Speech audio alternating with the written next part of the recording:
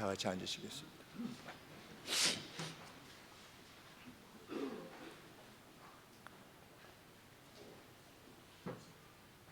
우리 교단 총회의 각 노회, 이제 총회라고 하는 것은 우리 교회들이 모여서 이 교화 지역이나 이 가까운 교회에서 한 10교회, 15교회 정도가 이렇게 모이면 그것을 시찰이라 이렇습니다. 시찰. 근데 우리 시찰이 하나, 고양시 쪽 둘, 저 벽제 쪽 셋 이렇게 해서 시찰이 총 3개가 있어서 그 시찰이 모이면 그것을 노회라 이렇게 말합니다. 이제 전국에 그런 식으로 노회들이 있는데 그 노회가 모이면 그것을 총회라 이렇게 부릅니다. 그리고 그 각 노회의 서류에 관계되어진 모든 내용들을 관장하는 직분을 일컬어서 석이라 이렇게 말합니다. 그래서 노회 석이라. 제가 노회 석입니다. 우리 총회의 최고령 석입니다. 제가. 그리고 저희 노회장님이 총회 최고령 노회장 69세. 왜 이렇게 됐냐면 이제 보통은 서기 한 다음에 분회장 그 다음에 노회장 이게 순서인데 서기하고 분회장 갔다가 선배님이 또 한 번 이렇게 그러셔서 선배님한테 이렇게 하느라고 또 시간을 좀 기다렸다가 다시 서기했다가 또 분회장 갔다가 또 선배님 했다가 이렇게 하다 보니까 벌써 서기를 3번이나 하게 됐는데 다른 분들이 저보고 아직도 서기를 하고 있냐고 그래서 지금 아직 서기하고 있다고 그러는데 그 서기들에게 이제 총회에서 공지를 할 때 서기들을 모아놓은 단톡장이 있습니다. 단톡장에 총회에서 어떤 공지사항이 있게 되면 거기다 올리는데 최근에 이런 공지가 올라왔습니다. 총회 주최 연합기도회에 전국교회들이 많이 참여해 주십시오. 유튜브로 진행을 하는 겁니다. 총회 주간으로. 그래서 어느 교회에서 목사님들이 모여서 기도회를 하니까 그걸 유튜브로 하니까 각 노회에서 이 서기가 각 교회에 우리가 이런 기도회를 하는데 같이 동참해 주십시오. 이렇게 해달라고 협조 요청이 이제 단톡장에 올라온 겁니다. 그랬더니 어떤 분이 이렇게 답을 달았습니다. 유튜브 참여가 높지는 않은 것으로 보이지만 그래도 참여해달라고 요청하였으니 적어도 유튜브 링크는 미리 공지해 줘야 하지 않을까요? 이렇게 글을 올렸습니다. 다시 한번 읽겠습니다. 유튜브 참여가 높지는 않은 것으로 보이지만 그래도 참여해달라고 요청했으니 적어도 유튜브 링크는 미리 공지해 줘야 하지 않을까요? 어떻습니까? 느낌이?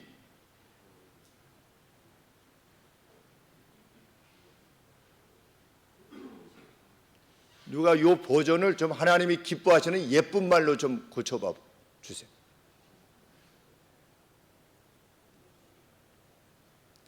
예쁜 말입니까? 아닙니까? 아니죠. 지금 기도회를 총회 차원에서 하려고 그러는데 유튜브 참여가 많을지 않을지 본인이 어떻게 판단을 하고 또 적게 올 것이라고 판단을 든다 할지라도 그것을 굳이 이런 걸 왜 하냐는 거죠. 쉽게 얘기하면 참여도 많지 않은데 이런 걸 왜 하느냐를 거기다가 실는 것이죠. 유튜브 참여가 많지 않을 것 같은데도 그런 말을 꼭 하는데 그런 말은 예쁜 말이 아니지요. 적어도 공지해야 되지 않겠습니까? 해서 뭘 빼면 됩니까? 적어도를 빼야죠. 적어도 해야 되지 않을까요? 보다 공지해 주시면 감사하겠습니다. 공지해 주시면 어떨까요? 라든지 많이 아쉽죠. 또 다른 내용이 올라왔습니다. 우리 이제 주석들, 성경을 해석하는 그 주석들이 별로 없을 때 박윤선 목사님이라고 하는, 제가 늘 말씀드리는 박윤선 목사님이 성경 전체를 주석을 쓰셨습니다. 그런데 그때는 우리나라에 외국 자료들이 들어오기 전이었습니다. 그래서 아주 중요한 역할을 감당했습니다. 박윤선 주석. 그랬는데 이것이 이제 오래전에 프린트를 했기 때문에 이제 신 버전을 만들기 위해서 새로 이렇게 도모를 하는데, 이전 거를 10만 원의 모든 전집을 다 이렇게 제공하겠다. 그래서 누구든지 원하면 10만 원을 기증해 주시면 그 전집을 드리겠습니다.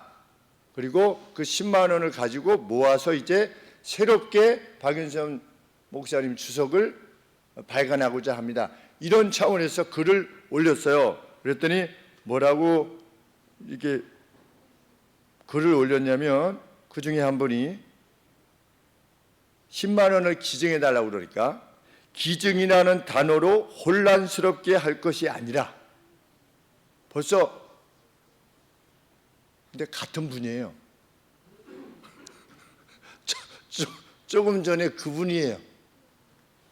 기증이라는 단어로 혼란스럽게 할 것이 아니라 대폭 할인 처분한다고 표현해야 정직한 것 아닌가요?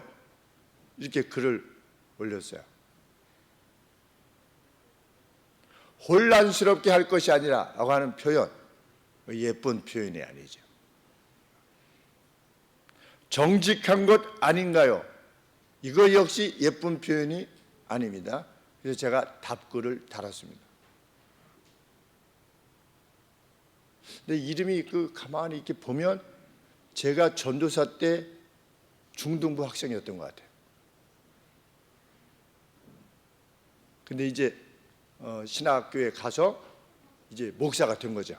목사가 됐는데 보통 서기를 젊은 사람들이 하니까 지금 한 40 중후반 됐으니까 이제 노예의 서기가 된 거죠.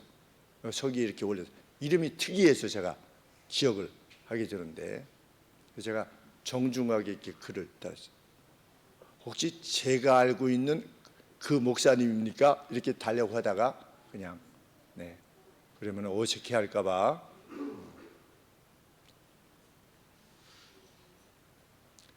새로운 버전의 주석을 내려고 하는데, 기존에 있는 것을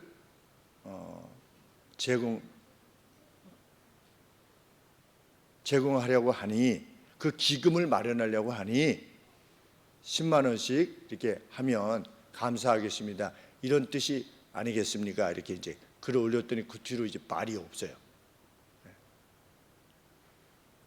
예쁜 말을 하는 거, 그 말이 틀리진 않았죠.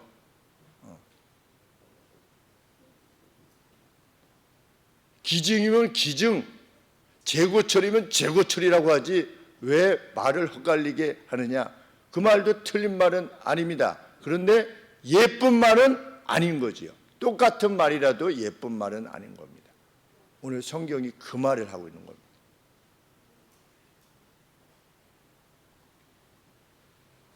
본문에서 경고하지요. 어떤 경고를 하게 됩니까? 우리 자신도 모르게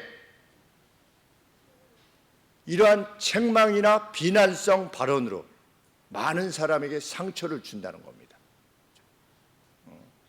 이거에 대해서 매우 주의해야 된다는 겁니다. 누가? 우리 그리스도인들이. 그냥 나는 뭐 사실이니까 말을 한다.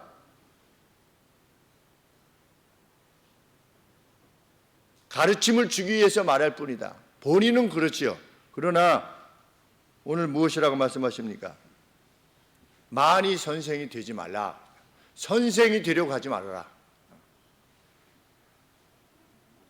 이 야고보서가 기록될 당시 2000년 전에도 교회에서 이런 말 때문에 상처를 받고, 심지어 예수님의 말씀에 의하면 복음을 떠나는, 교회에 다니고 싶지 않은, 가까이 이러한 일들이 일어났음을 알게 되는 겁니다. 왜? 교회의 선생이 되려는 이들이 많아요.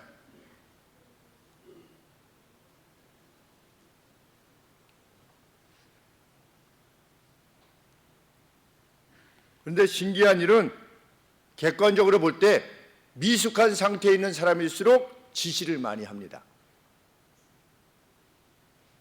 아, 그분은 요즘만 좀 이렇게 했으면 좋겠는데, 아, 그분이 이렇게 했으면 좋겠는데, 그런 분들이 그런 분일수록 말을 많이 합니다. 그래서 성경이 뭐라고 말하는 겁니까?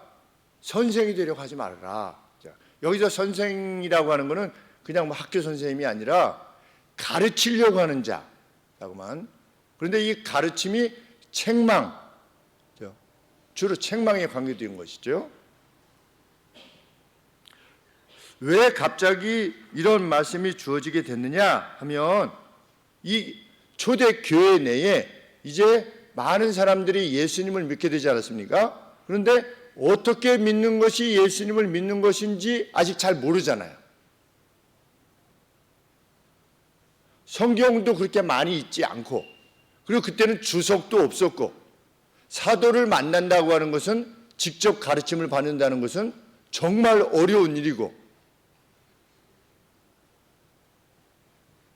그런 상태에서 많은 유대인들이, 이스라엘 사람들이,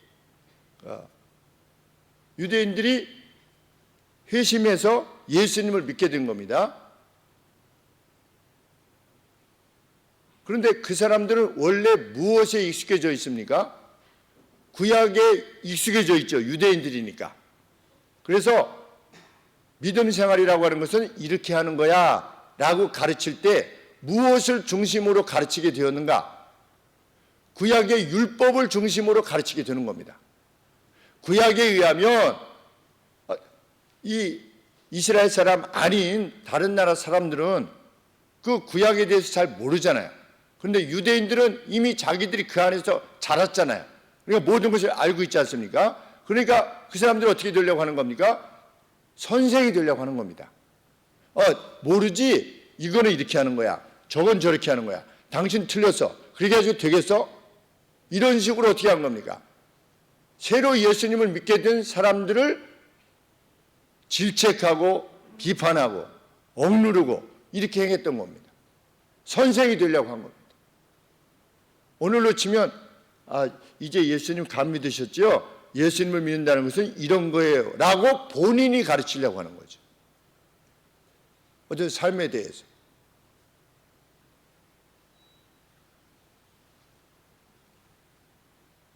그런데 그것은 결국 어디로 이끌게 되냐면, 구약의 율법을 지켜야만, 당신은 이거 왜 안 해? 이거 해야 되는데, 이거 하지 말라는데 이건 왜 해? 이거 하라고 했잖아요, 왜 안 해? 라고 하는 식으로 결국은 어디로 이끌게 되냐면 행위 구원으로 다시금 이끌게 되는 겁니다. 복음을 오염시키는 거죠. 스스로는 내가 뭔가 좀 가르쳐줘야 되겠다, 내가 조금 안다 라고 생각해서 말하는 것이지만, 실제적으로는 많은 사람들을 괴로움에 이끌게 하는 그러한 일들을 감당하게 되었다는 겁니다.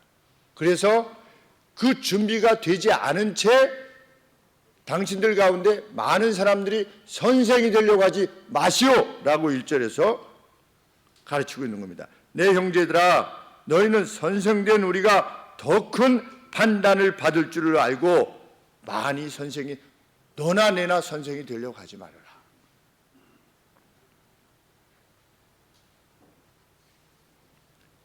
초대교회 때는 사도들 외에는 그 누구도 선생으로서 어떤 권위가 부여되지 않았습니다. 부여되지 않았는데도 불구하고 가르치려고 했던 겁니다. 그런데 그러한 문제는 오늘 우리 교회에 있을 수도 있고, 우리가 속한 공동체 그 어느 곳에서도 있을 수 있는 것입니다.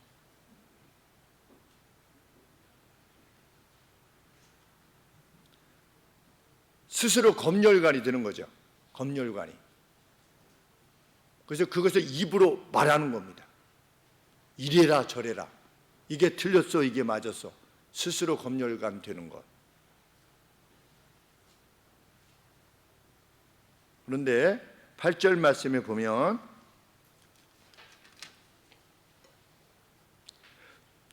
그러한 말이 어떻다? 죽이는 독이 가득한 것이라. 아주 맹독을 지니고 있대요. 뭐가? 내가 어떤 말을 해가지고 누구를 가르치려고 하는 거, 누구를 지적질하는 것이 맹독성, 그걸 가지고 있다는 거예요. 근데 그걸 상대가 그 말에 한번 물리면 어떻게 되는 겁니까? 벗어나지 못하는 겁니다. 복음을 떠나기도 하고. 근데 본인은 몰라요. 내가 이 말을 해가지고 그 누구가 상처를 받았다고 하는 데서 몰라요. 그러니까 이런 식이죠. 뭐 제가 여러 번 인용했지만 우리 이항진 형제님께서 말씀하신 것처럼 농협 여직원이 어떤 사람이 그냥 지나가면서 그 다리가 그 다리가 무다리 같이 생겼네. 이랬더니 그 여인이 가가지고 어느 날 휴가를 내가지고 여기 종아리 근육을 잘라내고 왔대잖아요. 그 말하는 사람은 그냥 저 무다리 그리고 그냥 마는 겁니다. 그런데 그걸 받는 사람은 그게 고통스러운, 죽을 만큼 고통, 이 맨 근육을 잘라낼 만큼 고통스러운 거지요. 그것에 대한 이해가 나는 모르고 그랬다, 안 되는 겁니다. 왜? 1절 말씀에 명백하게 뭐라고 말씀하십니까? 더 큰 판단을 받게 될 것이다. 경고를 받아야만 되지요. 우리말에 예쁜 말이 나가도록, 하나님이 기뻐하시는 예쁜 말이 나가도록.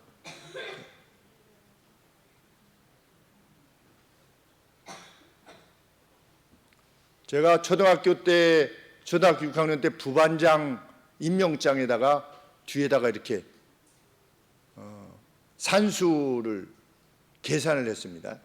종이가 얼마나 좋아요, 부반장. 그 뒷면에 하얘니까 거기다가 산수 몇 곱하기 몇은 나누기 막 이렇게 했어요. 그런데 그거 이제 책가방 뒤에다가 넣어놓고 학교에도 놀다가 그냥 집에 갔어요. 책가방을 학교에다 놓고. 우리들 중에서도 그냥 놓고 집에 가는 사람 많죠? 아니에요? 우산 그런 거 쉽게 놓고 다니지 않나? 네, 선우. 네, 이러면은 전혀. 근데 목사님은 이렇게 자주 잊어버렸어요. 잃어버렸어요. 그래가지고 그날 다음 날 학교를 가려고 그러는데 책가방이 없는 거야. 그때 발견한 거지. 그래서 책가방 어디서 났지? 아무리 해도 생각이 안 나.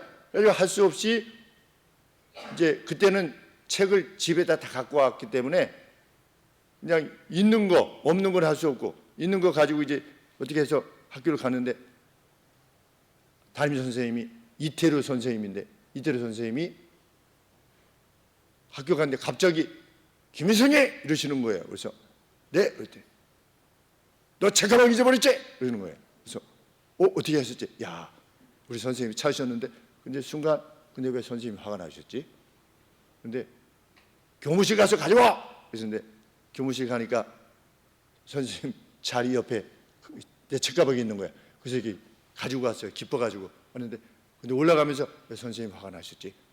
그래가지고 올라갔더니 그 뒤에 열어봐! 그러니까 뒤에 임명장이 있잖아요. 임명장 꺼내봐! 이게 또 꺼내니까 이제 됐을 거 아니에요? 그 뒤에 봐! 그러니까 보니까 산수 이렇게 뒤에 있는 거예요. 응? 선생님이 일로 와! 앞으로 나와! 그랬더니 저 대걸레 있죠, 대걸레를 이렇게 빼시더니 목사님을 이렇게 두 대를 이렇게 하라고 그래가지고 칠판 붙잡고 있어가지고 두 대를 맞은 거야, 목사님이. 그러면서 왜 맞은지 알아 몰라? 왜 맞았겠어요, 목사님이? 수학 풀었어. 근데 선생님이 그때 뭐라고 말씀하셨을까?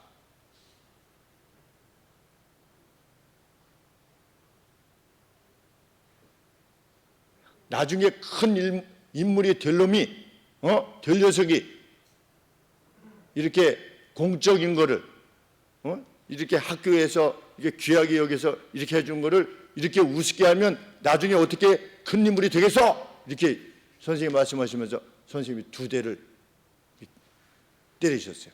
예쁜 말이에요? 나쁜 말이에요? 예쁜 말이지. 맞나? 맞아요. 왜 예쁜 말이야?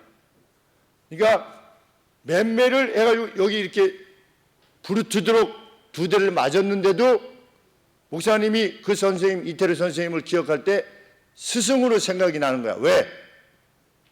사랑해서 맴매를 하신 거니까. 근데 사랑했다라고 하는 것을 뭘로 알 수 있어요? 그 선생님이 나를 사랑해서 맴매하셨다는 것을 무엇으로 알 수 있어요? 맴매로 알 수 있어요? 몰라. 말로 알 수 있어요.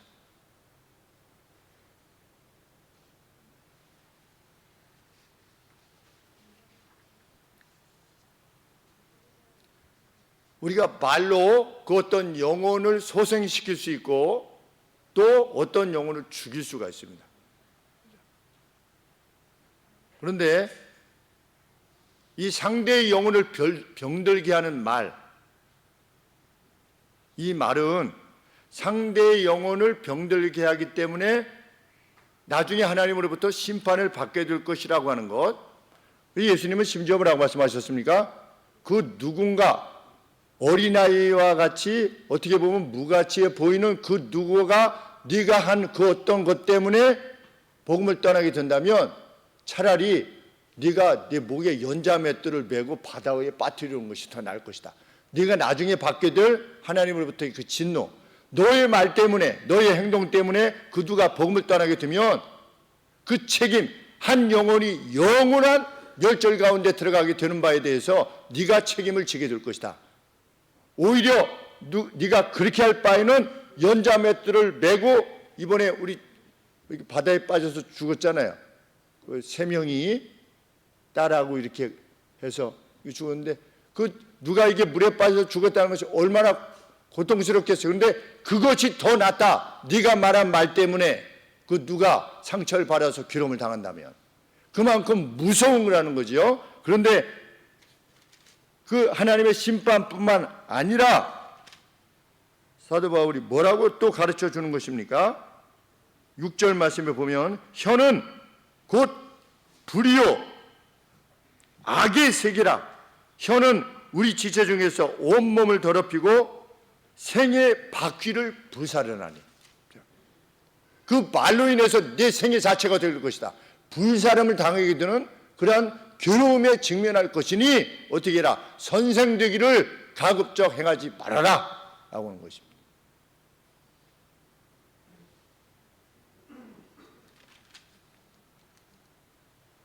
인생 전체가 나중에 심판을 받게 될 것이라는 면뿐만 아니라 지금의 인생 전체가 어떻게 될 것이다. 그 누구로부터 존경받지 못하는, 그를 가까이 하기 싫어하는, 그와는 함께 있고 싶지 아니하는 그러한 이가 되고 말 것이다.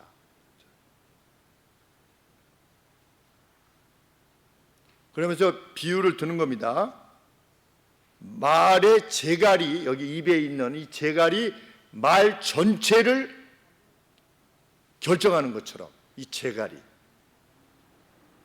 또 배의 방향타가 8만 톤이나 되는 그러한 큰 배를 제하듯이 뒤에 있는 방향타 하나가로 인해서 배 전체가 결정나는 거죠. 운명이. 그런 것처럼 혀가 어떻게 된다? 혀가 인생 전체를, 인생이라고 하는 바퀴 전체를 결정한다. 이 말이라고 하는 것이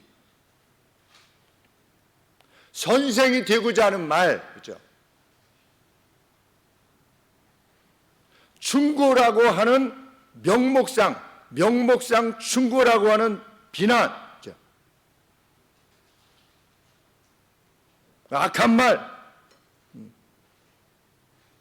누구를 질책하는 말, 이런 말들이 이것도 못해 저것도 못해. 구약의 율법에 이렇게 말하고 있는데 당신 하나님을 섬기려면 이렇게 하는 것이 하나님이 섬기는 것이요 라고 스스로 말을 하면서 상대를 이렇게 제어하는,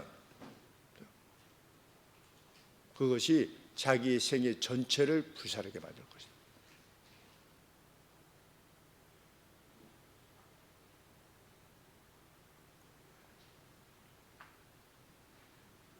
그런데 성경은 혀를 무엇이라고 말합니까?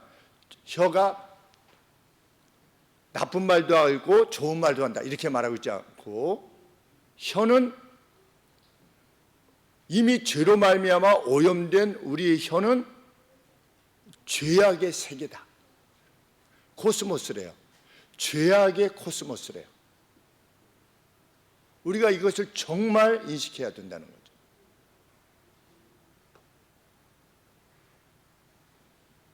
그리고 온몸을 더럽히는 몸의 기관이래요. 자, 우리 몸 중에서 우리를 더럽히는 그 몸의 기관이 뭐냐? 그게 뭐래요? 우리의 말이래요. 우리 귀로 남을 우리 귀로 막 우리를 더럽힐 수 있겠습니까? 없잖아요. 우리의 손으로 우리를 보호하고 우리의 발로 우리가 가고 싶은 데로 가고 막 이렇게 하는데, 우리를 더럽히는 유일한 기관이 뭐냐? 우리의 혀라는 겁니다. 그래서 그 말을 한 번 들으면 잊지 못하죠. 네.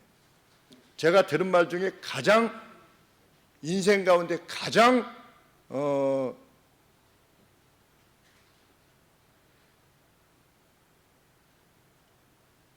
심한 말이 무엇이었냐면, 처음 축구장에 갔다가 제가 축구를 못하니까 아씨 누가 데리고 왔어 이래요. 제가 처음 갔는데 이렇게 첫날 제가 발로 하는 걸 잘 못하니까, 그런데 우리 편이, 아니 제가 여기 있었는데 딱 돌아서더니 아씨 누가 데리고 왔어. 잊을 수가 없어요. 네. 그 상황을 잊을 수가 없는 겁니다. 그래서 제가 이분을 이렇게 스트레스 받, 그분이 목사님이에요.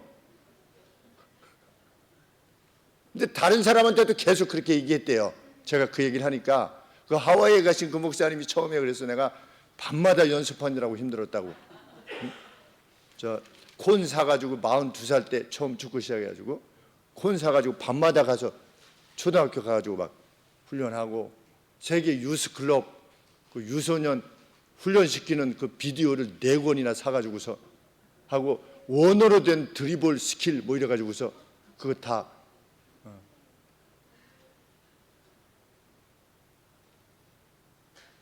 누가 데리고 와서, 이거 참 예쁜 말 아니지.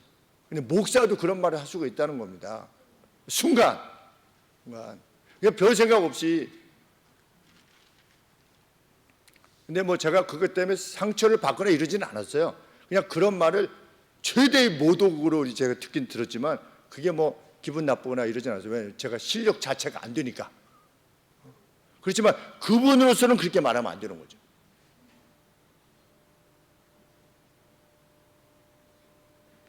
내 혀는 그렇지 않아 라고 하는 것은 성경의 혀에 대한 성경의 정의를 거부하는 겁니다. 나는 그렇지 않아?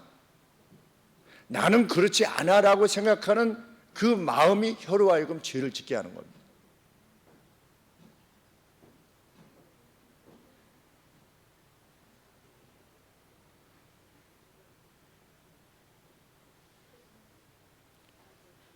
성경은 이렇게 우리의 혀에 대해서 말하고 있지요.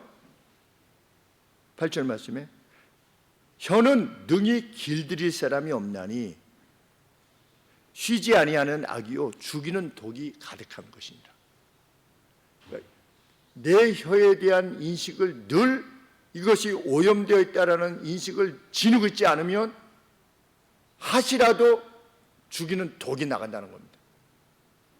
그러니까 우리는 매일 싸우는 거죠. 하루목만 잘 이기면 돼요. 하루목만. 그 시간에 누가 데리고 왔어 라고 하는 마음이 생겼을 때 그냥 말하지 않고 어떻게 하는 겁니까? 그냥 허리만 이게 그냥 이렇게 하면 되잖아요. 말하지 않고. 생각이 들어도.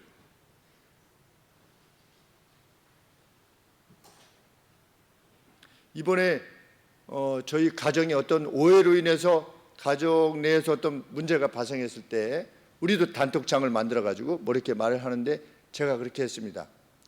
말을 한번 뱉으면 기록을 하면 그것이 나중에 부끄러울 수 있다. 그것이 아닌 것이 드러났을 때, 혹 그 누구에 대해서 어떤 생각을 가지고 있는 것이 나중에 아닌 것으로 드러나게 되면 이전에 내가 말했던 말이나 아니면 글이나 이런 것들이 부끄러울 수 있다. 그러니 말을 당분간 삼가라. 제가 이제 그렇게 했습니다.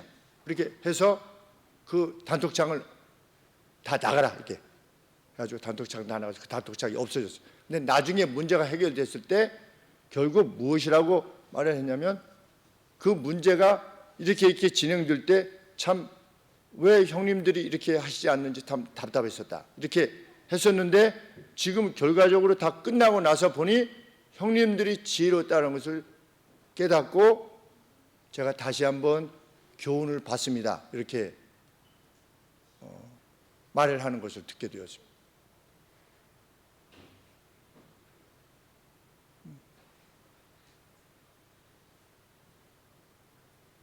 혀를 잠재운다는 것 참 어려운 일입니다. 정말로. 우리 가정 내에서 부부간에, 부모 자식간에, 교회 내에서 성도들 사이에 우리가 그것을 인식하는 것 정말 귀한 일이 아닐 수 없습니다.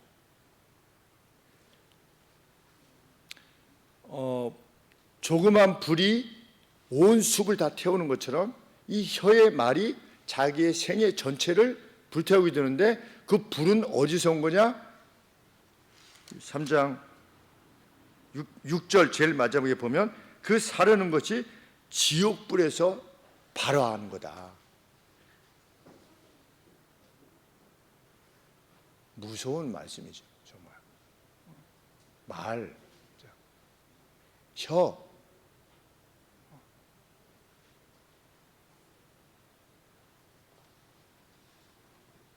그래서 어떨 때는 이제 그런 말씀을 들을 때 제가 이렇게 권하고 싶지요. 권하고 싶은데도 제 혀를 삼가는 겁니다. 극도로 사랑하기까지는. 그래서 어떨 때는 10년을 기다리고 어떨 때는 15년을 기다립니다. 그런 말씀을 하시기보다는 이렇게 말씀하시는 것이 더 낫지 않을까요? 혹이나 상처가 될까 봐.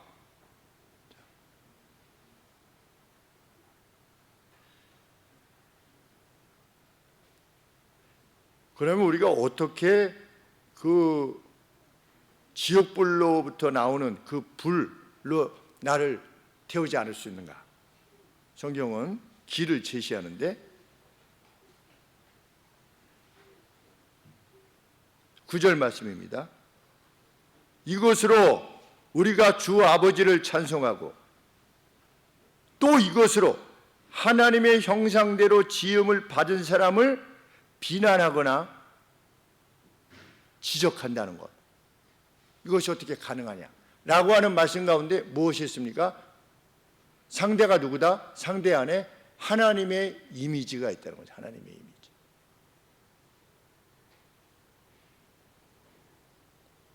누가 하나님 나라에 있어서 정말 스승이기를 원한다면, 하나님 나라가 잘 되기를 원해서 우리가 참으로 그에게 말해주기를 원하는 것이 정말 맞는다면, 이치에 맞는다면 그는 무엇을 생각하게 될 거다? 상대 안에서 하나님의 이미지를 발견하게 될 거다. 그 누군가에게 자기가 가장 높이고 경외하고 싶은 그 이미지가 그 누구 안에 있다는 것이 확인되어진다면 그를 결코 지적하거나 압박하거나 이렇게 하지 않겠죠. 그런데 성전에 두 사람이 올라갔죠. 바리새인이 뭐라고 기도했습니까? 나는 저 세리와 같지 아니함을 감사하나이다. 그랬습니다. 그 세리 안에서 무엇을 발견하지 못한 겁니까? 세리 안에 있는 하나님의 형상에 대한 인식이 전혀 없는 겁니다.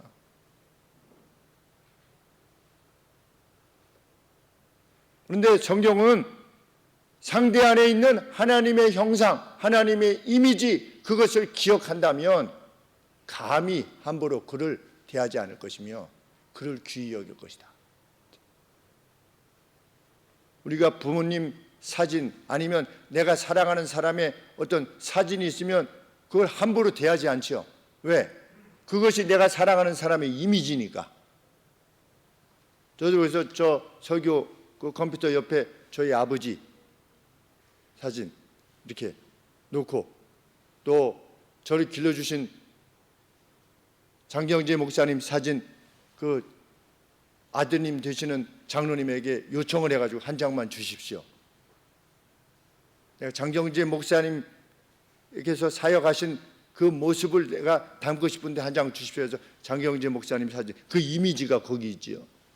그리고 안만순 목사님 사진도 제가 옆에다가 이렇게 딱 옆에다 보고 설교할 때마다 한 번씩 이렇게 보고 제가 사역을 감당하려고 하고 있는데, 그 이미지 아니겠습니까? 생각나고 또 이렇게 흐트러지려고 하면 그분들이 행했던 사역을 생각하고 다시금 용기를 내고 하는 것처럼, 우리가 하나님 나라에 있어서 정말 하나님을 높이고자 한다면 그 누구에게 아직 미숙하지만, 아직 연약하지만 그 안에 하나님의 이미지가 담겨져 있는 것을 생각할 때 그를 사랑할 수밖에 없죠. 그 이태루 선생님이 예수님을 믿으셨는지 안 믿으셨는지는 잘 모르겠습니다. 그런데도 불구하고 선생님으로서 사랑으로 이 자기 제자를 이렇게 대하는 것이 선생님으로서도 가능하다면, 그런데 그 선생님이 제가 저 초등학교 때 사진이 딱 2장이에요. 초등학교 1학년 때 사진 한 장하고 또 다르게 있는 것이 6학년 때 졸업사진. 그래서 선생님이 사진기를 구입하셔가지고 저희들 반 아이들 일일이 사진을 찍어 주셨어요. 그때는 사진기가 없었으니까 점체로. 근데 일일이 다 사진 찍으셔가지고 그걸 다 현상해서 주셨어요. 그것이 초등학교 사진 중에 2장이 있는데 한 장인 겁니다. 그만큼 사랑한 거. 그러면 담배를 피우셨던 걸 보면은, 그때 당시에 담배를 피우셨던 걸 보면 안 믿으셨던 것 같아요. 뭐 하나님 이야기도 잘 안 하죠. 그런데 믿지 않는 분도 그 정도라면 너 나중에 큰 인물이 되려면 이래가지고 큰 인물이 되겠어? 이렇게 만약에 하는 거라면 우리 예수님을 믿는 사람들은 오직 하겠는가?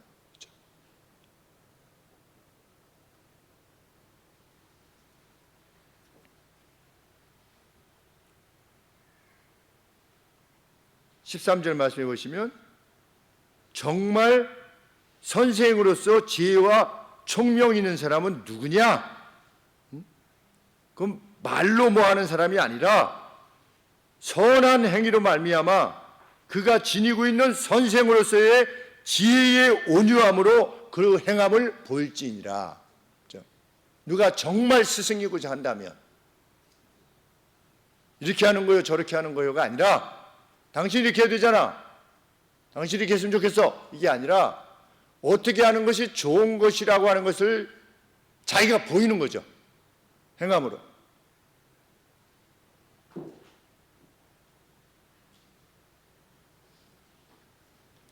근데 그 내용이 무엇입니까? 16절에 보시면, 선생이 되고자 하는, 내가 더 높임받고자 하는, 자기도 모르는 무의식 중에 더 높임을 받고자 하는 시기와 다툼이 초래하는 무질서와 모든 악한 일이 아니라, 정말 누가 스승이 되고자 한다면 오직 이로부터 난 지혜는 첫째 성결하고, 성결, 마음이 피오한 거죠. 그 누가, 그 다음에 화평하고 피스 가운데 늘 행하고, 관용하고 양순하고 긍휼과 선한 열매가 가득하고 편벽과 거짓이 없다. 화평케 하는 자들은 화평으로 심어 의의 열매를 거두느니라. 그러니까 누가 진정한 지혜를 지니고 있는 스승이 분명한 증거는 뭐냐? 그가 화평 가운데 의의 열매를 맺어내는 겁니다. 누가? 자기 자신이. 그 사람이 진짜 스승이라는 것이죠. 이태료 선생님을 기억하게 되는 이유가 무엇입니까? 그 스스로 그렇게 하셨습니다. 우리 반 아이들을 위해서. 제가 고등학교 2학년 때 국어 선생님도 기억나는 스승이십니다. 어떤 점이 스승이냐? 국어를 잘 가르쳐 주시다가 아니라 어느 날 선생님이 애들이 막 떠들었어요. 참 좋은 선생님인데 이 판서를 하시다가 그래서 뭐 누가 그래가지고 막 쓰시다가 오늘 목사님 선생님이 좀 피곤하니까 오늘은 좀 조용히 해줬으면 좋겠다. 그래가지고 다시 이렇게 해서 애들이 또 떠들었어요. 그러니까 이번에 약간 조금 선생님 오늘 좀 몸이 좀 너무 힘들다고 그랬잖아. 좀 오늘은 좀 조용히 해. 그러다가 다시 또 떠들었어요. 그러니까 갑자기 탁 드시더니 너! 이러더니 일어나! 이렇게 하신 거예요. 진짜 화가 났어요. 선생님이 일어나! 일어나! 그러니까 한 명을 지목했는데 떠들었던 세 명이 탁 이렇게 일어난 거예요. 세 명이. 그러더니 선생님이 그런 무서운 표정은 처음 봤어요. 이러더니 순간 고뇌하는 그 표정이 탁 돌더니 나빠 이러시더라고요. 순간 참으신 거죠. 이렇게 나와야지 이렇게 나빠 이렇게 하시니까 그냥 그 막 긴장했다가 확 그냥 웃음이 막 폭소가 막 터지면서 근데 평생 기억하는 겁니다. 그 선생님을 그게 지혜죠. 지혜. 이태 선생님 지혜. 저는 왜 이렇게 좋은 선생님들이 많은지 몰라요. 참 그런 순간에도 너 나빠 할 수 있는 얼마나 멋있습니까? 그것을 우리 크리스천들이 누리라는 것이죠. 정말 그 누가 봐도 요새 추앙이 대사 아닙니까? 추앙 무슨 드라마에서 뭐 나를 추앙이라고 해가지고 추앙이 대세인데 그 추앙을 높게 여김을 받는다는 얼마나 소중한 일입니까? 우리가 인생을 살면서 그 누군가에게 이게 추앙을 받는다는 것 얼마나 멋있는 일입니까? 그럼 그 추앙이 무엇으로 가능케 하느냐? 그의 말, 그의 말이죠.